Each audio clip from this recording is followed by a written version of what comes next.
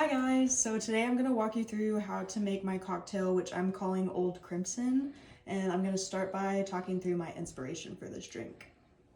So when I started doing research for this project, I started off by just looking at wine cocktails in general because I didn't really know too many, and one of the ones that I found was a New York Sour, which you'll see a picture of here, and it originated in Chicago in the 1880s.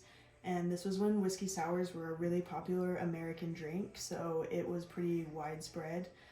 And I do like a whiskey sour, however, I tend to prefer an old fashioned, which also originated in the 1880s but in Kentucky and was invented by a guy named James E. Pepper. And he brought it to New York City, and then it became massively popular and definitely worldwide known now. And so I decided to take the idea of a New York sour, but instead of a whiskey sour, do an old fashioned. So my drink really plays with the combination of a dry red wine and an old fashioned. So the ingredients for this drink start off with whiskey. I'm using a Wild Turkey rye whiskey, and rye whiskey is really good for things like an old fashioned because it has more of a spiced flavor to it versus a sweeter flavor. So I think that goes with this drink really well.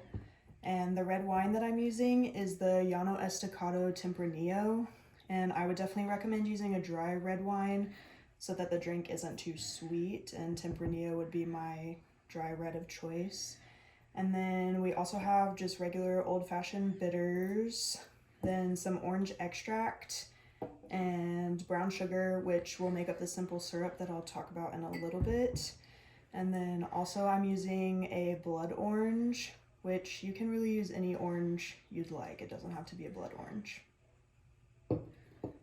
Next, the tools that you're gonna need to make this drink is just an empty glass. I'm using this measuring cup because it has a spout, so it'll be easier to pour later.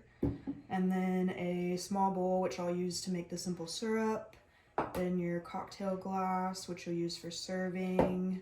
Your jigger for measuring everything, and then your bar spoon for stirring. So the first thing that we're gonna add to our empty glass is our simple syrup, which for this drink, am making it fresh. You could always make it in a larger batch and just pour it into your drink. This ends up measuring out to be about a ½ ounce, so if you're using a large batch, it'd be a ½ ounce. But if you're making it fresh, I used 1 teaspoon of brown sugar to 2 teaspoons of water and a little bit of orange extract.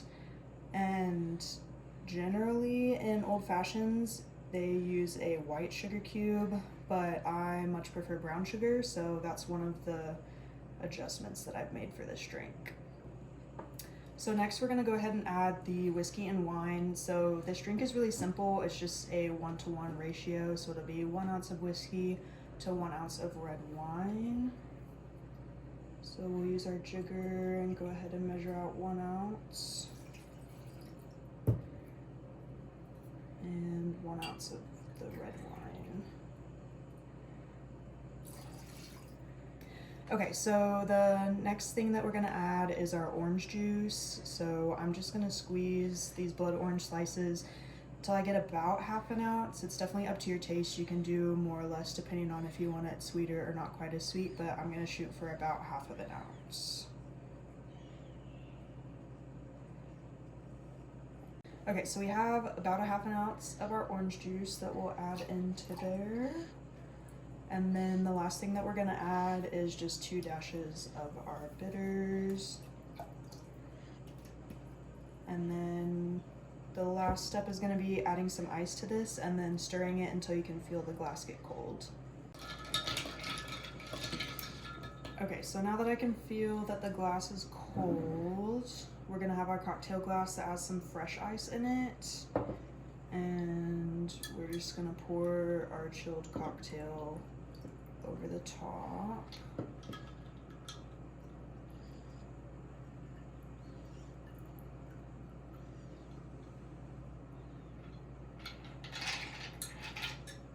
And then the last step is gonna be just taking a slice of orange peel and twisting it so that the oils are expelled onto the drink. And then that'll be our garnish. Cheers. So all of the ingredients for this drink come out to about $3.50 for one cocktail, and most average whiskey cocktails come out to about $8 or $9. So I'm selling mine for $10, and I would sell this at restaurants and more upscale type of bars. And this would definitely be a year-long drink because I think it would be really good to pair with certain foods. However, I would market it as a specialty drink during the winter months because it has that red wine and it's definitely a warm you up type of drink. Thanks for watching.